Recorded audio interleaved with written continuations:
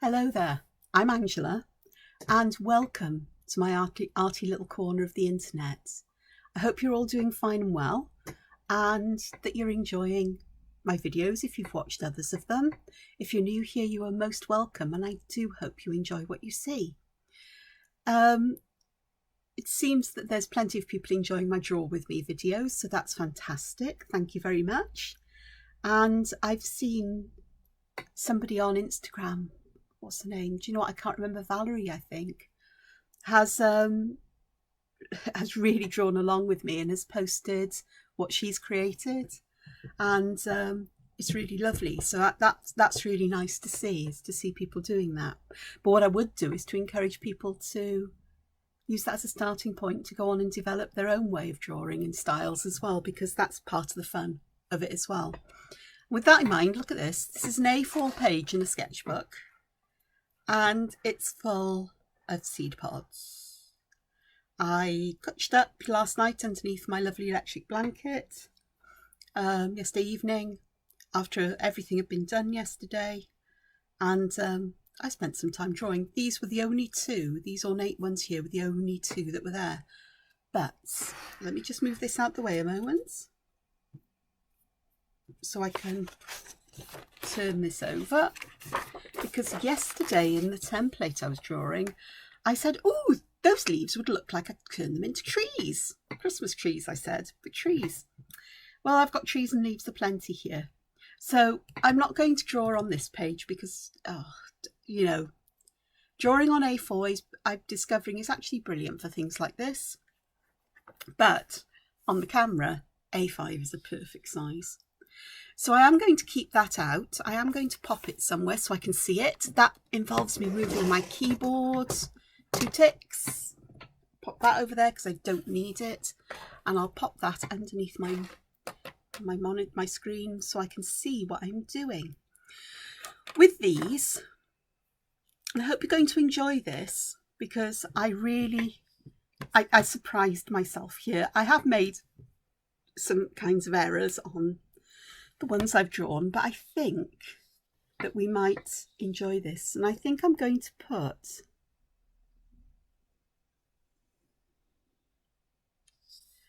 quite a simple edge on the bottom because I want some ground for things to grow out of.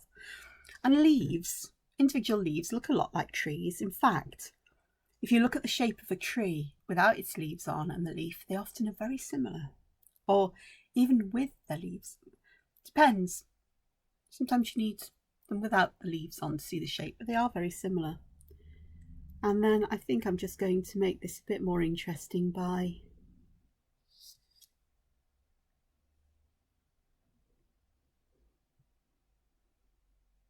just creating some shapes like this, which will lead to opportunities for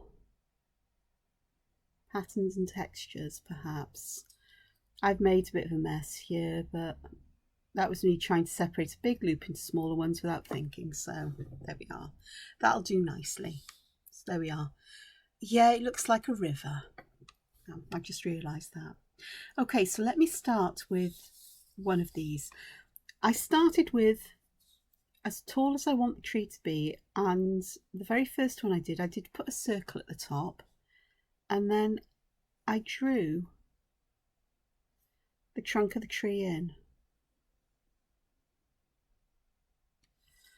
Not quite like this because I'm redrawing this now.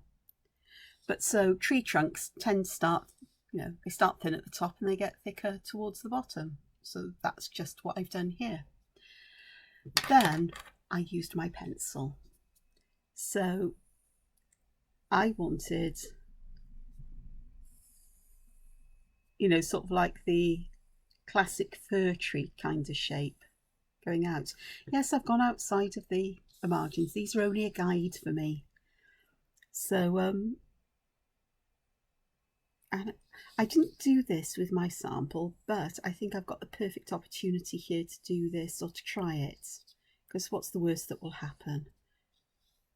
I'll just put that in very lightly. Then I drew pencil lines across from one side to the other so that I would get some kind of lines going on. Now, hang on, I've got an 05 I could really do with a smaller pen. 2 ticks while I go and find one. Hopefully that'll be quick. 08 is bigger. 01 is smaller than I want. That 05 is smaller. 01. I've got an 02. Oh, an 02 will do then. Okay. So I'm going to put circles at every intersection of line. Just nice small ones. But actually big ones would be quite nice because if you're into such things, because I am aware that perhaps not everybody celebrates Christmas. If you made them big, they could actually act as baubles, I suppose. Okay, I'm going to put one here, one there, one there. But for now, I'm going to leave. No, I am going to put one at the corner because I thought, oh, that can make an interesting shape or edge there. But I'm thinking, no, let's not try. I'll try that in my sketchbook. And if it works successfully, I'll share it with you another time. So I've basically got this net. I could, I suppose, if I wanted to, draw another line here to separate those big boxes up, but I'm not going to. Okay.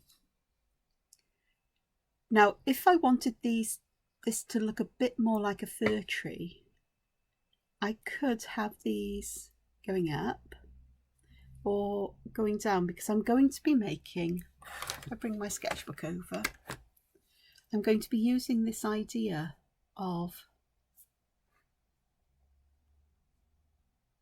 drawing an S shape or backwards S shape. I do it backwards. Oh, look at that, and we can go full. Ooh, there we go. That's another variation on a theme. But that idea of drawing 2 dots together with an S shape. She says, just saying, oh, you should go that way. Suddenly I go the opposite way. Oh, I will definitely try this one out with you now. So it's that kind of idea. Is it well? No, it's not well, is it? I don't know what this, I can't remember what tangle pattern this is. Okay, so I'm going to start by connecting these dots vertically because they will all be connected the same way, and I can make decisions about what I do to connect these to the stem. Of course, an alternative is, and I'll do this on the other side, is I could put semicircles along the stem as anchor points for how you join the boxes together. But on this side, I'm not going to.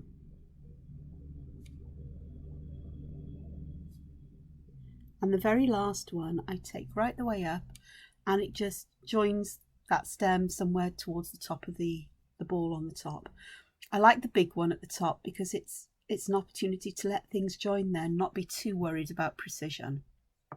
And I'm going to do the same shape with these ones. So I'll do it quite quickly because I am used to working quite quickly.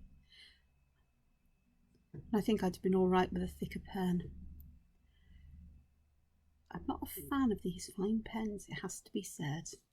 Okay, now then I'm going to join these along the bottom. So these are going to go this way, all the same kind of line. I think it's exactly the same shape that I drew to join them vertically. And then the same here. Now I've got options. I could go across and join them where that is, or I could go down and join them halfway down, which is what I'm going to do. Halfway down between these lines, because I think that gives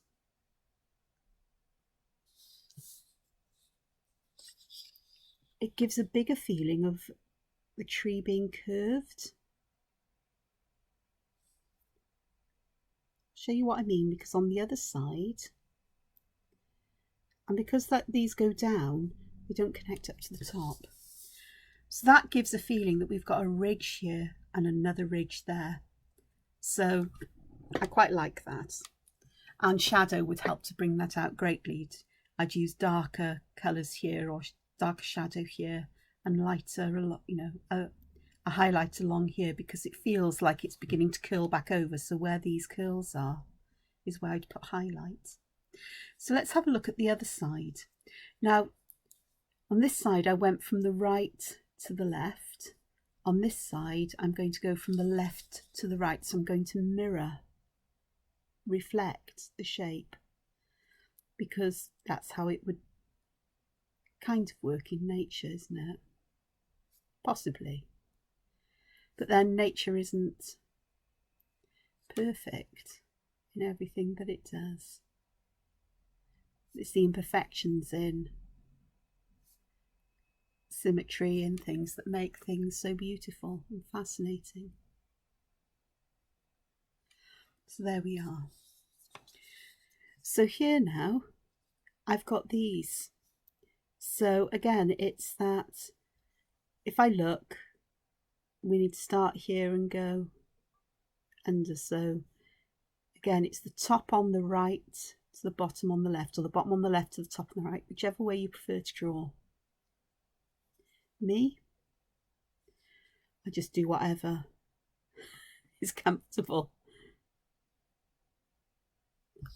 Okay, and then we'll go up these ones.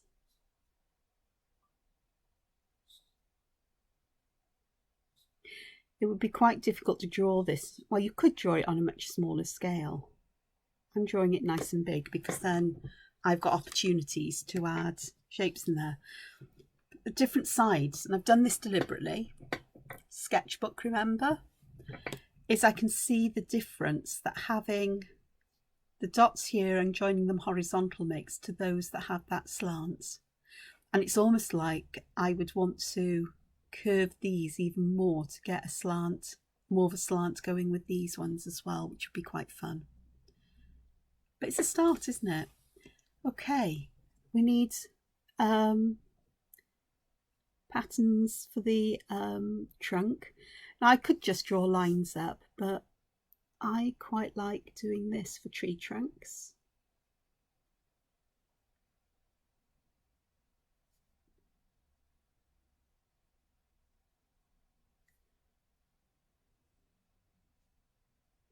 So using just semicircular shapes, and here I won't have it joining. I'm just going to make these V shapes at the bottom, like so.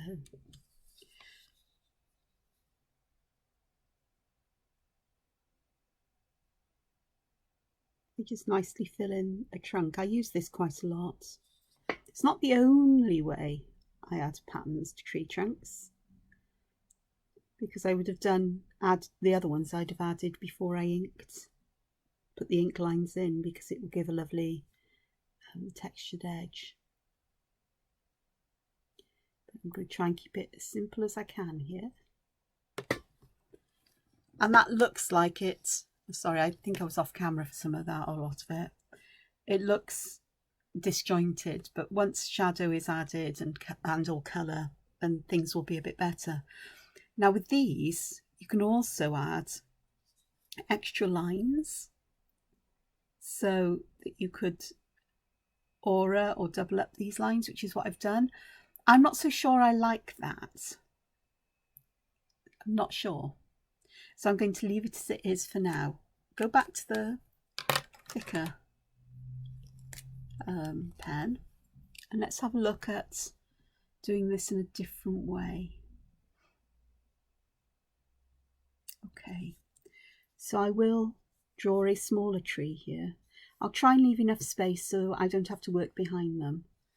But let me have a look. There we go. I'm going to take this down. I really am. So at the top this time I'm going to put a little triangular shape, a little rounded cone. I know why the tree trunk stands out. It's because I used a finer pen for the outer bits. And again, I'm going to put a tree trunk in. But I'm going to keep this one pretty much same thickness all the way down, which will work. And again, I'm going to use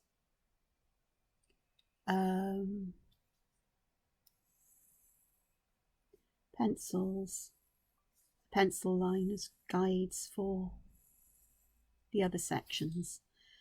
And I want to make this, well, you can see the kind of shape. So what I'm doing really is I'm putting a grid kind of mat on to get a sense of the curving of the lines.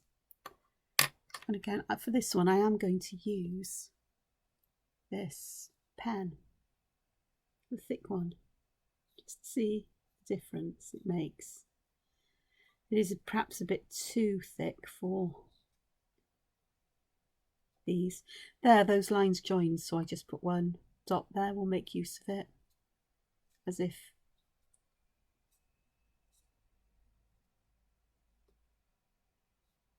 okay. So what I'm going to do here is I am going to make these go quite a bit of the way downwards, and I'm going to do the same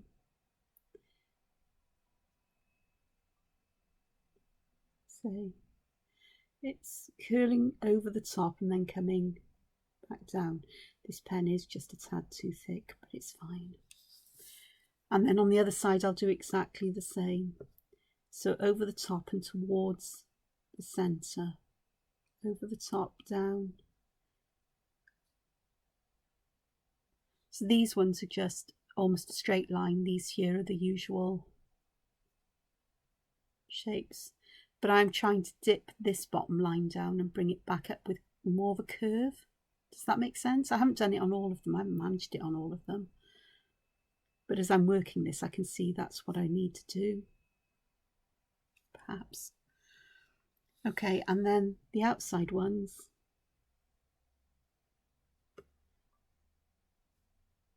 Same kind of idea with these shapes.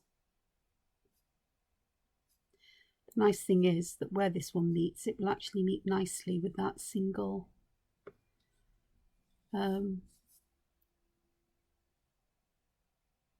dot that's there. In fact, part of me thinks I should have done it this side as well, because this one will be a very tiny one.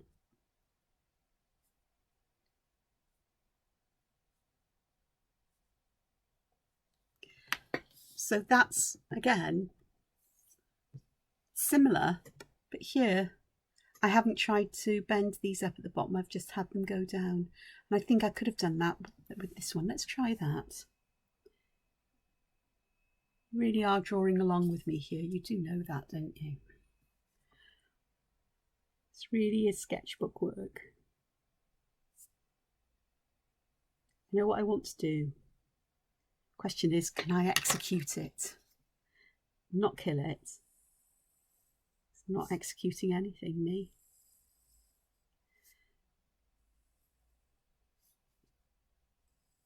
Pull it off, I think, would be a better term. So again, this one will go behind, but that's fine. And again, at the top here, I will only put one dot in.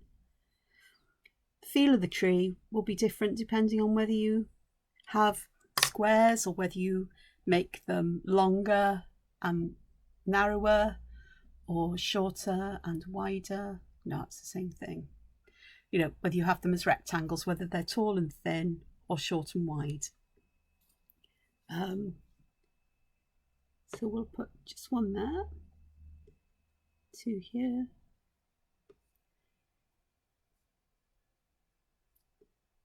I do need to get myself some 03 pens in stock or in my stash. I've got plenty of 05s because those are my stock in trade, I suppose. Not stockings, but 03s I use a lot of as well as 05s.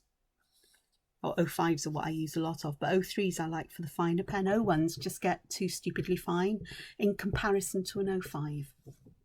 I don't like the huge difference in size. It ends up looking quite clunky like this. Is that a good word? It is now. Okay, so let me try using the O2, because I'm going to start by doing these, and I'm going to make them go down towards, as if I'm going diagonally through the square, though I'm not going to get it exactly diagonally. Do the same on the other side. Yep, I'm on camera. So get them to go towards that bottom corner. It doesn't matter if it hits it or not, but I think that's what I want to do. And then this one will actually go behind the snow. Okay, so I now want to join these, and I'm going to do that with the slightest curve possible from one side to the other. I think too much of a curve with these is not a good thing. Okay, let's have a look. So that would go up and round, isn't it?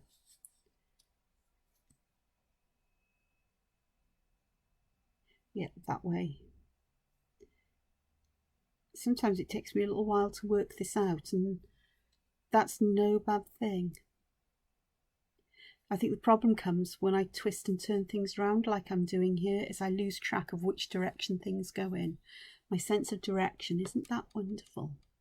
Okay, so how do we join these down next? Well, I'm not going to join them to this dot. I'm going to join them part way down, as if their row of dots is hidden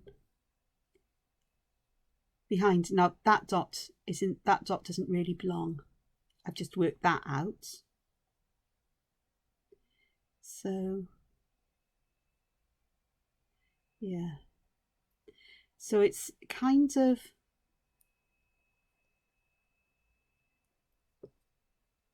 trying to do the same kind of shape as here. Here I've made some of them a bit bendy, and that dot again doesn't really belong. But then we can,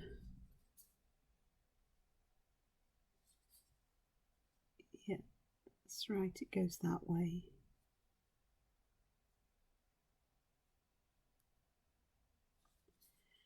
Okay.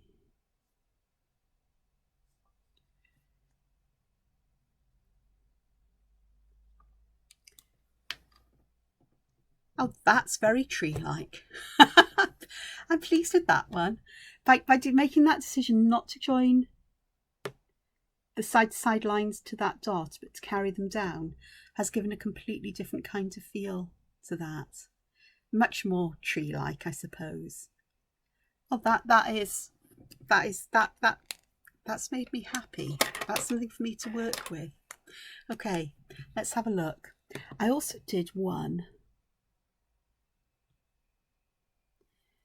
that was like this, which is again, it's the same kind of thing. I always start with the central stem, and then for this one, again, that dot that side might just disappear elsewhere. I might be able to make use of it in this one. Now I am going to put that grid in, because yeah, we had a grid, and I'm going to use a smaller pen, finer pen for this. Where these cross, so you can see what I've done with the pencil, where these cross, I'm going to put a diamond in there rather than a circle.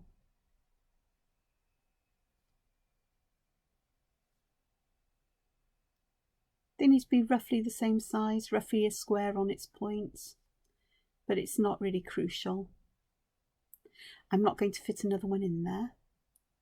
And I could pop them on this side, but I'm not going to. I shall pop one, oh, there. I am going to have to pop two in now. That's okay. So let me do this. this was quite a bit of fun to do, as you can see.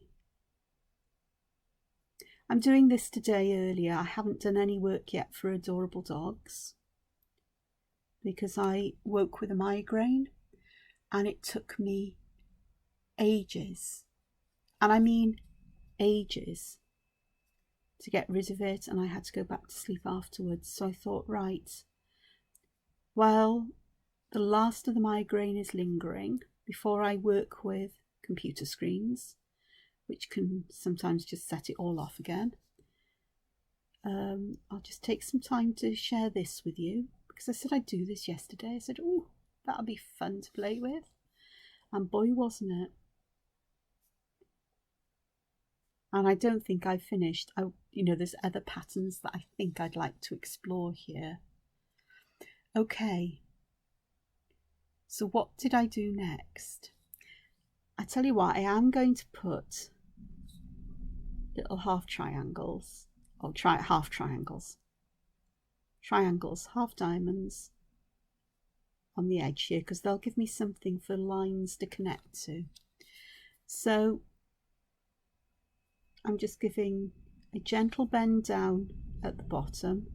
I could have done that on the side, had these lines instead of straight, because I've done them quite straight. I could have had them bulging, but I haven't. And then I'm going to do the same between these, just a gentle bend down, nothing much, just very subtle, would work very nicely. It's getting a bit like, what was the tangle pattern I did in Inktober? Oof, is it? Out of focus? Kind of. Now then, this is where I had some fun, because I took this idea of splitting these into triangles up. I think I actually drew the triangles first. That's my problem. I haven't quite got this the same. No, it works.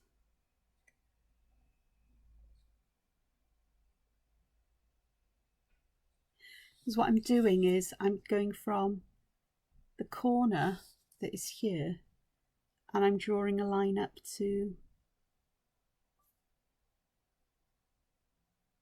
so I'm going from the bottom of this one, bottom left, to the top right of the one in the row below. So I'm not joining point to point, I'm joining side to side, I suppose, but sort of diagonally opposite. It's hard to explain, but I think you can see what I'm doing. So this is exactly what I did, and at the top I'm not even, I could try, but it ends up like that. So I get this kind of triangular netting. Now if I wanted to, we could go the other way as well,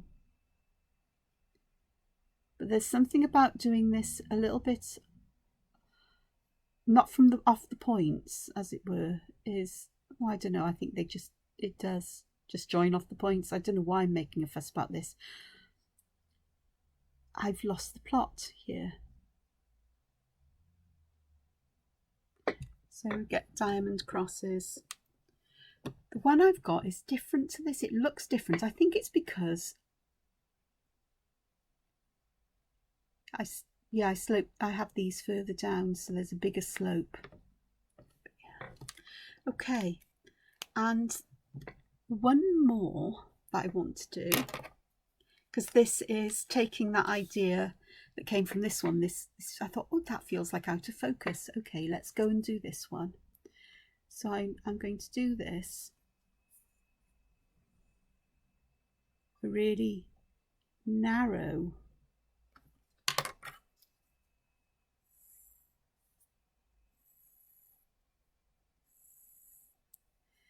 kind of branch, sort of like shape there, and then I'm just going to draw it a bit like a fancy skirt. And again, just going to put some of these in, but I'm going to leave quite biggish gaps between them. This I think is my favourite one of all of them. which is saying something, possibly. And again, I put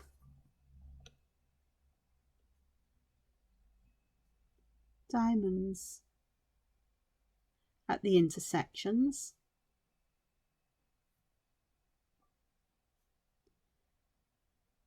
And yeah, I've got some going behind, but because I'm doing these in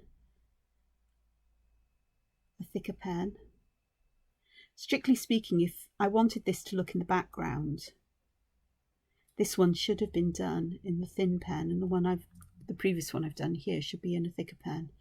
Not happy with what I've done there, but this is me working live, as it were. I still haven't worked out all of the details of all of this, but that's fine. Okay, so the out of focus thing is where you draw from the side of this one, so this side, and I want it to bulge out so it'll join the top of this one. So the bottom right of this will join the top right here, like so, and you repeat that, and here it's going to go all the way up to the top. Same with these, bottom right on that one to the top right there, bottom right, and the top right one is down there, bottom right to the top right there, top right, and it would join back there. And then it's the same, it would be the same with these, except that I haven't got a bottom right. On the other side, it's the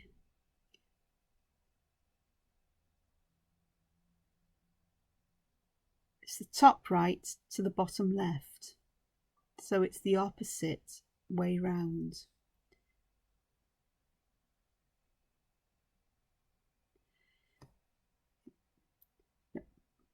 Sorry, it's the bottom left, top left. Oh God, don't know my left from my right. My driving instructor used to get infuriated with me. He used to call my left your other right, Angela. What? I would go. So I've done it again.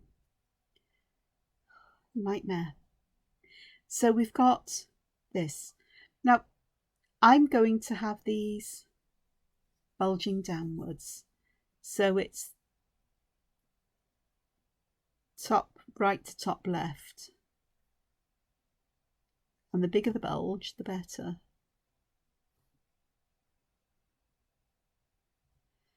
And that is the purpose of these little ones on the side, is to give somewhere for this to connect to. They're not essential, mind you. I think you could do this without them. But I end up with this lovely puffy. This is where I went wrong, so we'll just do what I can there and there. But I've got this lovely puffy tree. How's that? Yet there are others on my page, but I've most probably done enough of that for now. Just reaching over for an eraser. But I am going to add some shadow here. But before I do that, I do want to erase my pencil lines because they will be smudged with the tortillon. I may have smudged some ink over there actually. Okay, so let me just pick this up a little bit.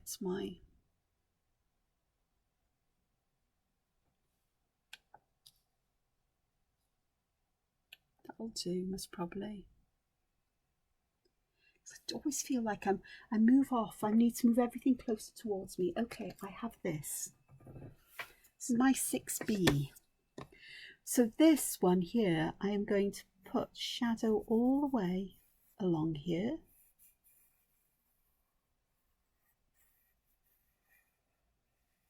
It's the graphite mat, and I'm going to do the same on this side, even where those circles are, because I just have a feeling I'd want to put some metallic gold or silver in those, or even green.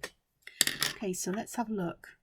I've got a paper stump here today rather than a tortillon. They just were to hand.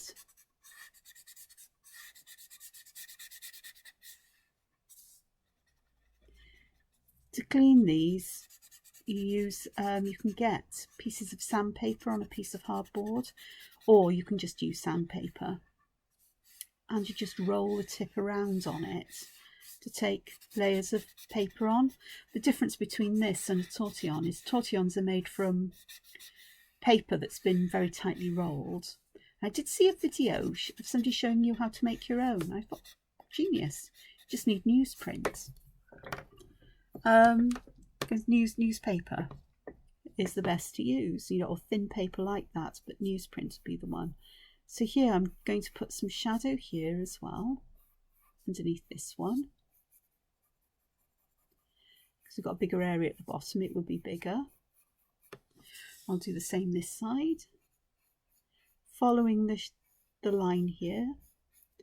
And I do tend to put this a bit wider. The matte graphites are brilliant, but they don't spread as far as or quite as easily as traditional graphite. But that also makes me happy, because it means it's not so easy for me to fill areas up with graphite unless they're teeny tiny areas.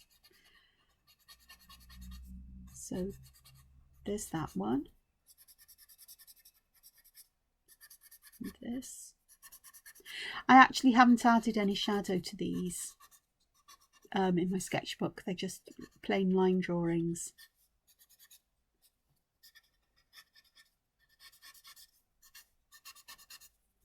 So there we are. That works quite nicely. And then these are beginning to curl back over on this side, so I think I'm going to want just a bit on these outside edges as well,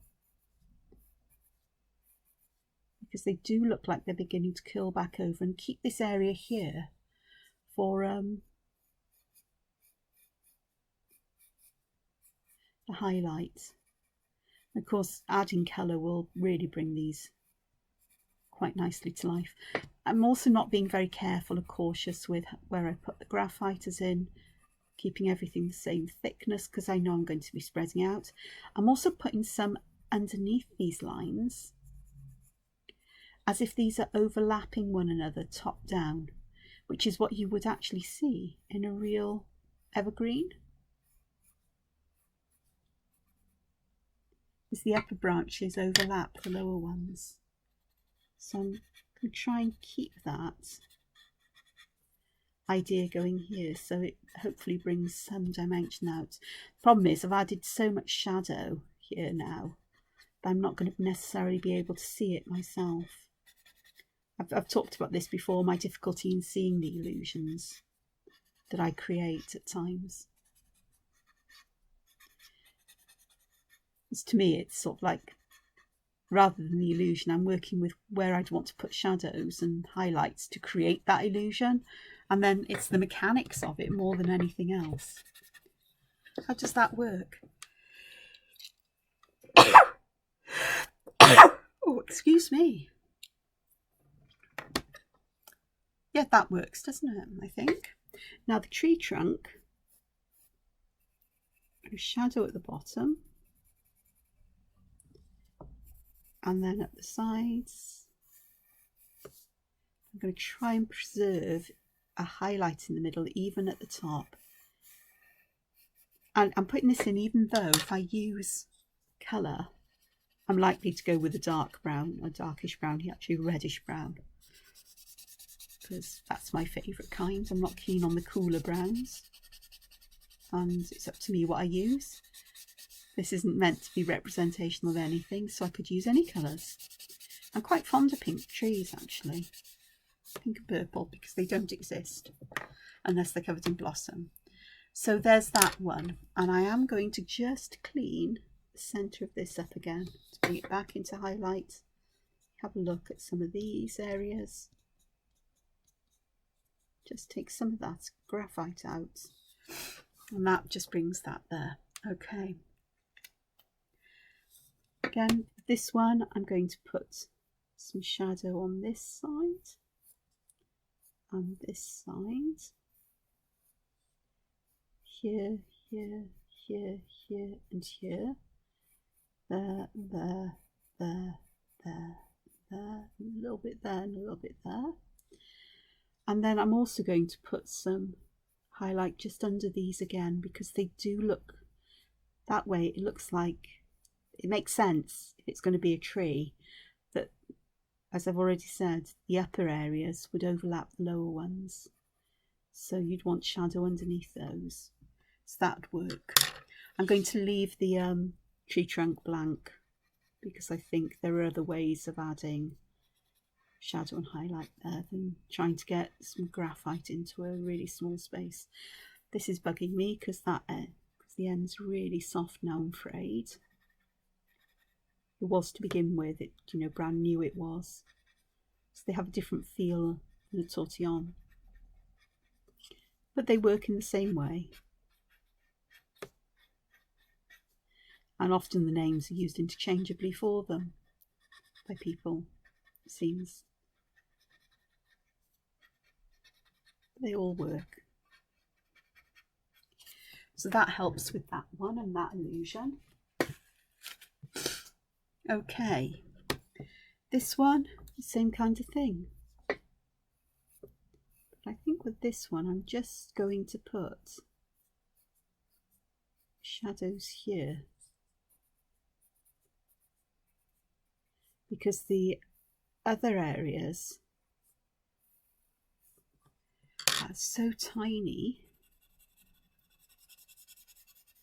We'll see how it goes with these just here.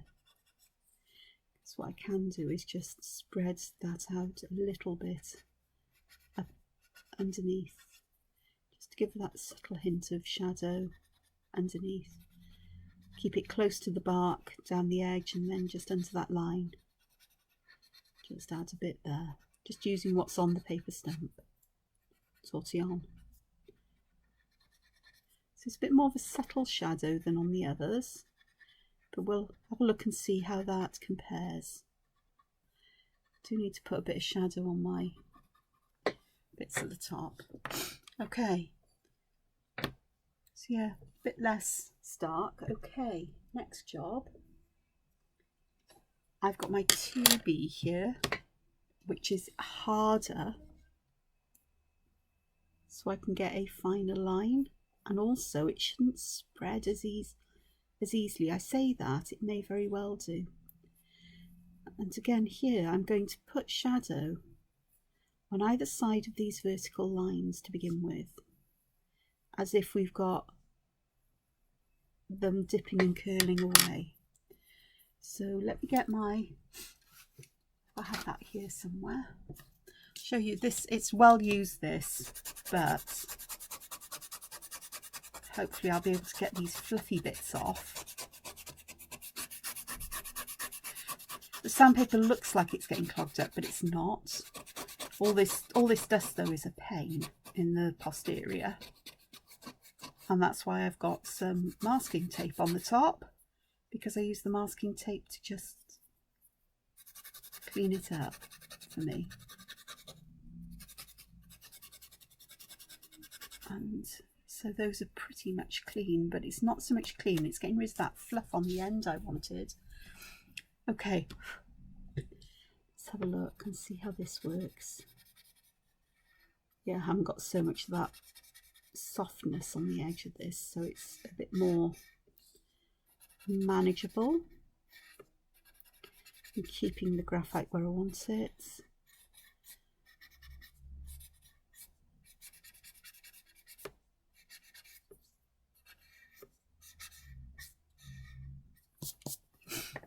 There we go. So that makes it look like it's folding in and out. Let's give some shadows at the bottom, if nothing else, on these, because I can. Oh gosh, excuse me, phone. Okie dokes, pesky phone calls, eh? Well, So there, I can't remember what I was talking about, but there we, oh yeah, it was just little bits of shadow, if nothing else, at the base of these trees, just to add something there. And again, with just what graphite is on the tip of this, I'm just going to add a bit of shadow there. This one is going to be interesting and fun. There will be shadow underneath each of these blobs. So that's the first step. Let's put some shadow under these because they overlap, and this will really help with that sense of being overlapped. I'm also going to put shadow down the side of the trunk because that would also make sense. I missed one there, that's fine. And then the other places where there will be shadow is where these overlap going outwards. So here, here, here, and some here, here, here, here, and here. And I think I'm just going to put a little hint of shadow right at the bottom because they would dip down a little bit, and I just think that would help a little, not the ones at the top. So let's have a look and see how this works.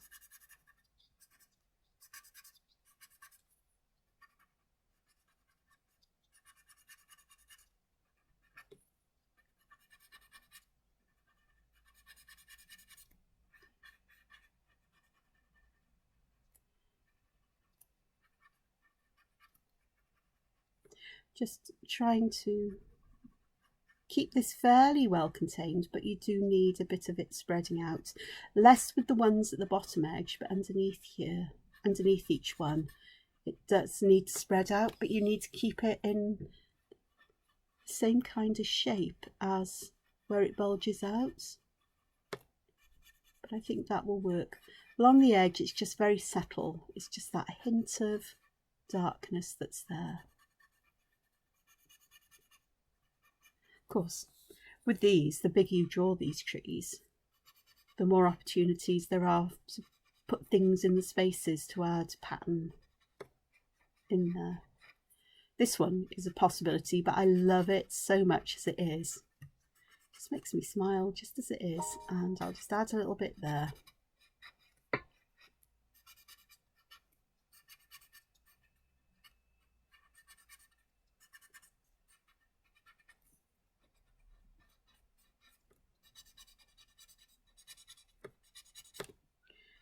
Bit there, that one's, there we go.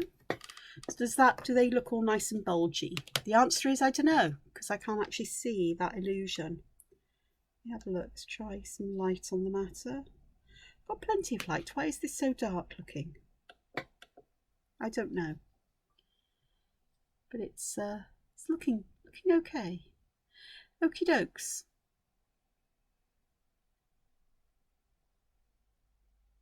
Okay, I'm thinking about colour, so I'm going to go and get some colour. Okie dokes, back again with some colour. This time I've got the Ecoline brush pens, and they've got watercolour ink in them, which is completely transparent, which is fantastic. And I just have here a piece of white plastic. It happens to be a cutting plate for a die cutting machine.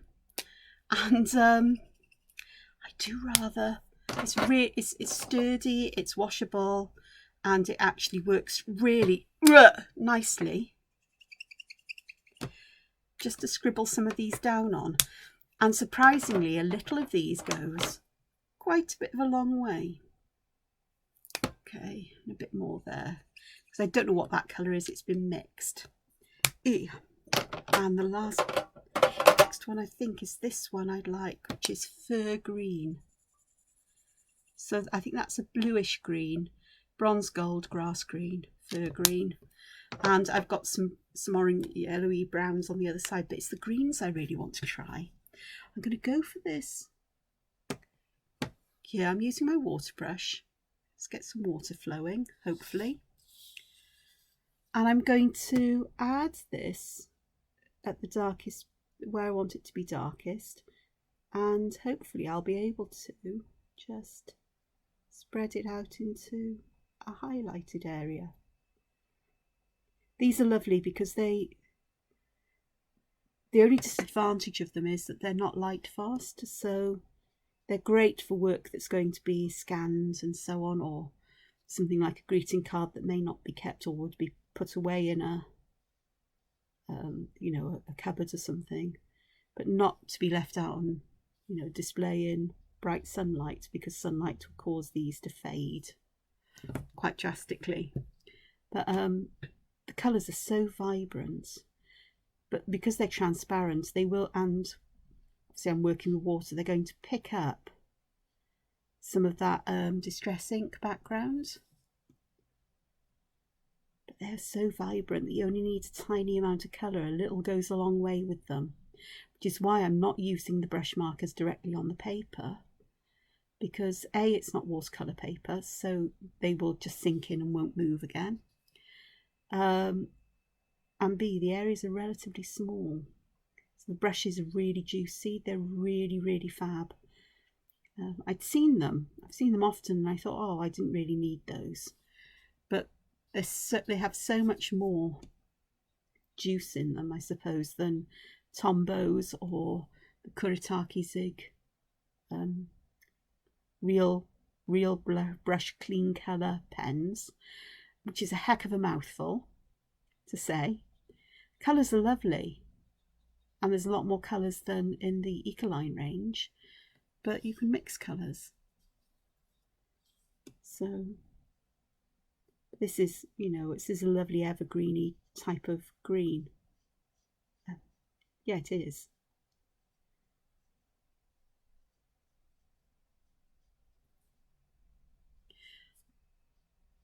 So let's see, so this will give the difference that colour makes.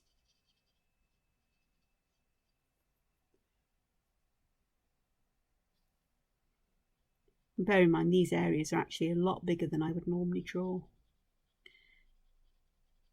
And I am putting the colour down before I decide if I want to add any more detail pattern inside these. So it's possible. So I can work on the top of this. And even though the colour's faded towards the edge here, that shading I put in with the graphite pen will serve to darken what little colour there is there. I'm not being too fussy about getting a perfect gradient today, it's a sketchbook. But if I want to go back and add a teeny bit more colour where I'm lacking colour, such as underneath and so on, it's easy enough to do. Where I've missed places, because this brush is misbehaving today.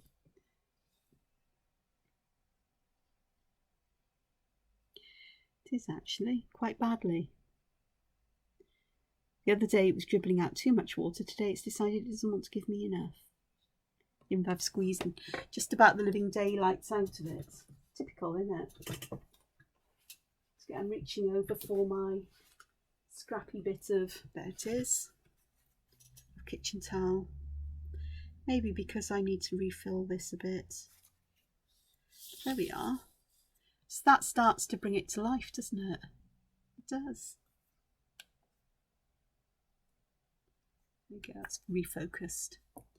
All right, for the stem, I have got some colours out, but let me have a look. Oh, I have got mahogany here, which is a lovely red-brown colour, which you'll see me use because I haven't put it next to the greens on this palette, because these will always reactivate with water. I tend to put colours in colour families close by each other, or vaguely that way. Again, I'm going to use quite a lot of colour along the edges, and then I'm going to use what there is on my brush to just swipe across to the centre. It's a bit backwards to, in some ways, to working with watercolour pencils, which is where I always start with the edge of the watercolour pencil and pull out the colour slightly first and then push the colour back here it is putting the colour down and thickest where you want the darkest shadows, and then moving it to where it blends out so you're left with that highlight. I've got quite a bit of a highlight there. I am going to add some of this one. I'm not sure what colour this is, but it's an ochre of one kind or another, I think. So just for a bit of variation and brightness. There we go. It's a bit bright yellow down the middle. Perhaps a bit too bright. So there's that one. The other side would be the same. This one, let me try. Put this one here. Take some of that and mix that with my green gold. So I've got a more bluey, yellowy green, a different colour of green, and I'm just trying to get some of the colour off my brush before I start adding it to this. Because what I can do is just do the whole of the section. I fussed around with the other one, but I really don't need to fuss around with the small one too much. Take the rest of the colour off and then just spread this out. This is really quite a bright green, but it is lovely. Well, I like it. Difference in green. I'm not a great colour mixer. I try to understand colour theory. I've got the basics, but the rest of it I just go, oh. I'd prefer to use one colour and shadow and highlight like I'm doing here, I think. Now, I haven't left that highlight where I would like it, so I'm just going to use water to dampen that area I want to be light, and then my scuzzy piece of kitchen paper. And I've got some streaks in here, but that's okay. I can live with streaks. Adds interest and texture. So let me add a bit more of this green blue here, and then do the other side so you can see the, oh gosh, that really is beautifully dark now. Just an extra bit of blue and suddenly you've got a whole different colour. If you've only got a limited number of colours, it's a really good idea to spend some time sort of like swatching, not swatching the pure colours, but actually doing mixes of them in a grid. I can, if you want me to show you that, although there are plenty of other people who do it, so you can see what colours you can create from the limited number you've got, then let me know and I'll do one with you, because I'm not brilliant at mixing colours, but it's nice to know that if what kind of colour I will get if I mix this one and this one. So this was a blue. I'm not sure what blue it was. I think it is that it's a turquoise blue. It's turquoise. Let me just check. Turquoise green, yeah, with bronze green, and I get that. I get both of those colours depending on how much of the blue and how much of the green. So again, it comes down to how much of each you put in, and it's working with them. This one here, I'm going to use grass green. I'm not worried if I colour the trunk in on these, because I can always go back and use brown. And again, I'm not worried too much if I don't get that highlight in, because as these are water reactive, it's easy enough for me to put some water in, hopefully press water, and to either let the water push the colour to one side, which it would do better on watercolour paper. I use a kitchen towel just to mop some of that up. And again, I'm going to add a little bit of blue to this grass green, and you can see the difference that it makes again. And that was turquoise rather than any other kind of shades of blue. Just, and it was only tiny, it was just one quick swipe the tip of the brush across a small area of the turquoise blue into the petal of the small petal of grass green. But it gives a less green, a less yellowy green and a more vibrant green. Isn't that fun? Okay, let's try this. This I think is Prussian Blue, because that's one of the blues that I work with a lot. I like it. Indigo I really like. Okay, so for this one, the dark areas are going to be where these meet. So let's pop the dark areas in where I want that appearance of shadow. And then hopefully this will behave and I can get the highlights in. Bearing in mind, I'm also aware that I can always add highlights in a different way with chalk or white pen or pencil. Charcoal is what I meant, not chalk. You could use chalk though. When I was doing A level, I did chalk drawings, or charcoal and chalk, and the chalk used was blackboard chalk, or chalkboard chalk.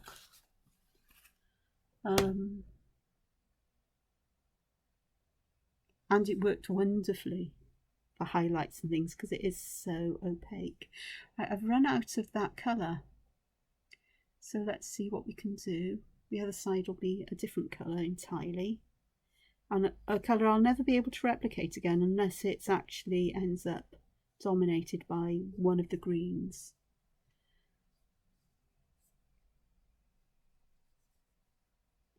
It's not that dissimilar really. Little hints of that will probably bring it back to that darker shade. And I am trying to get a darker colour where it would be, so that then I can do the old lift a maroon thing out. So let's just put some water down in the middle, work it back and forth, and while it's still wet, paper towel and lift it up. There we are. That worked. That worked really nicely actually. It's quite a yellow colour left there. Okay, this lovely big one, I think it's going to need a different colour. So you can hear me furtling around because I've got all of my brush pens in a tin. I actually store them on their side, so I have to rootle around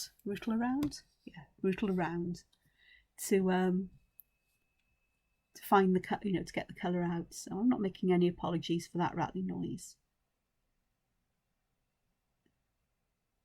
See, I'm being mindful of where I would have.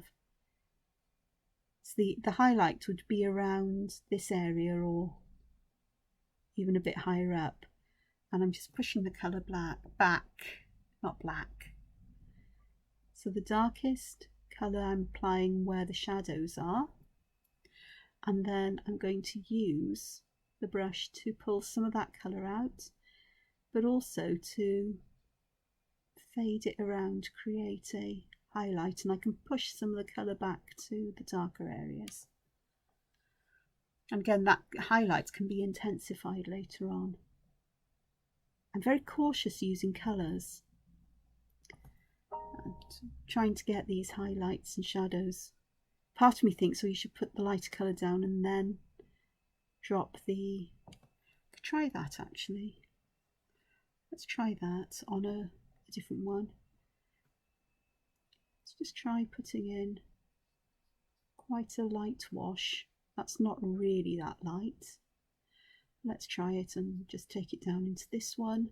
So I've basically put just a light layer of colour on here, and try on some of the others.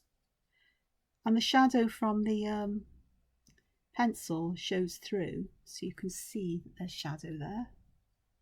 But I want a bit more colour as well. I don't just want this. So while it's still damp, not sopping wet, but I can go back, add the darker colour, and I think this Imagine paper, this is mixed media paper from Canson, I think it'll work okay with this, perhaps. So while you just keep adding until you get the intensity of colour you want. So it's working wet in wet. Well, wet in damp in my case. The others may have dried off too much. Yeah, they have dried off just a tad, but it's okay because you can just add some more water and work it again. And here I've got a line forming where I want the highlight really.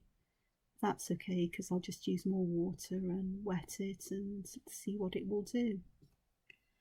So this is a different way of getting those intense shadows. I'm not an expert on this. I don't pretend to be. I love watercolour. I love the idea of using watercolours, but boy do I struggle with them. And it doesn't matter what paper I use. Often I get better results with non-watercolour paper,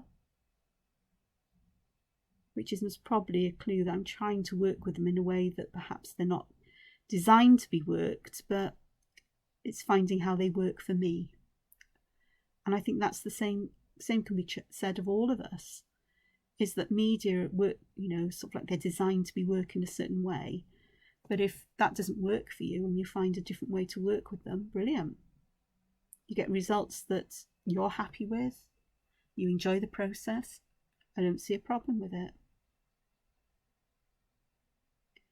But I'm sure there are tips and tricks that if you are trying to work in a particular way, particular style of watercolour or particular effect you want to get, then there may be better ways of doing it than you're trying, put it that way.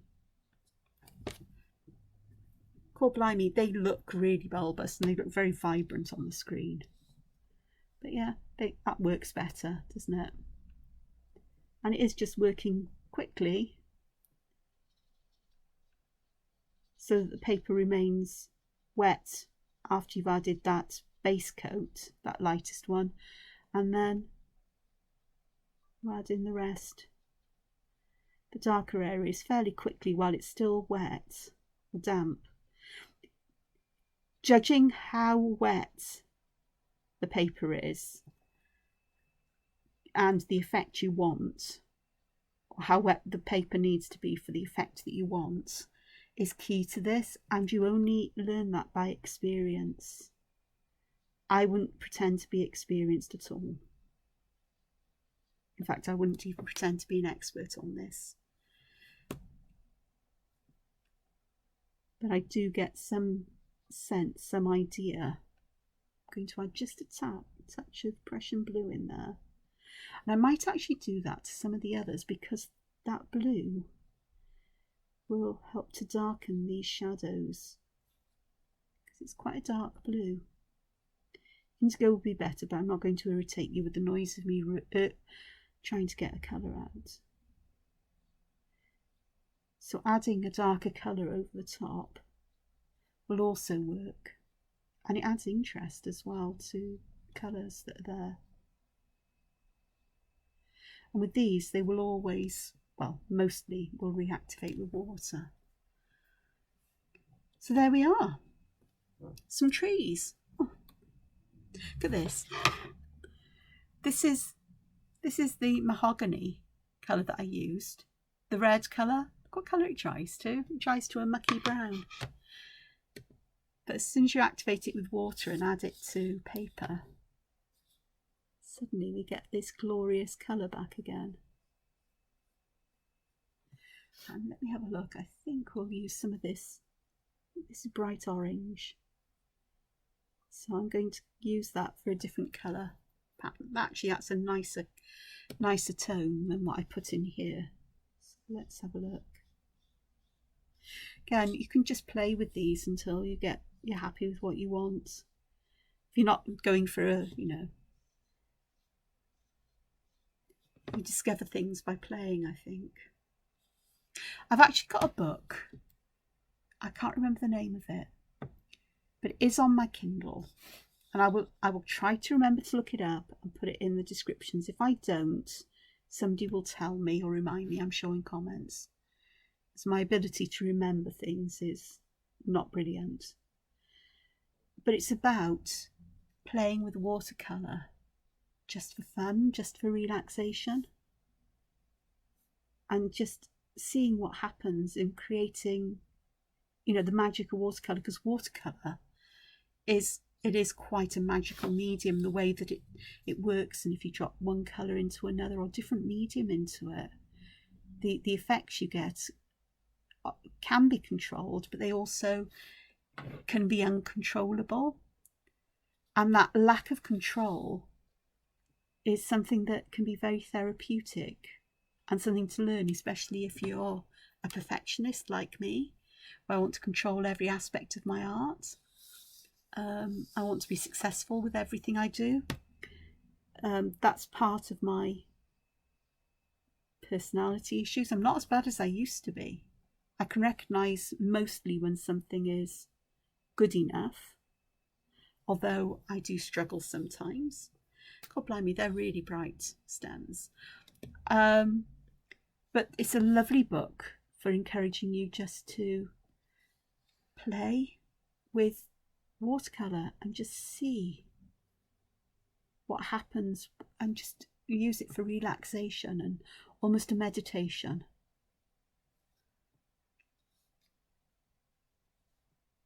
So it's not something I've looked at in a while or done, but it's something that I could very much look back at and go, yeah, I'd like to do that. And there are days when that is just what I want to do. And this is a kind of a version of me doing that.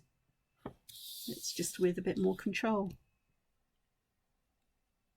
I'm not a control freak.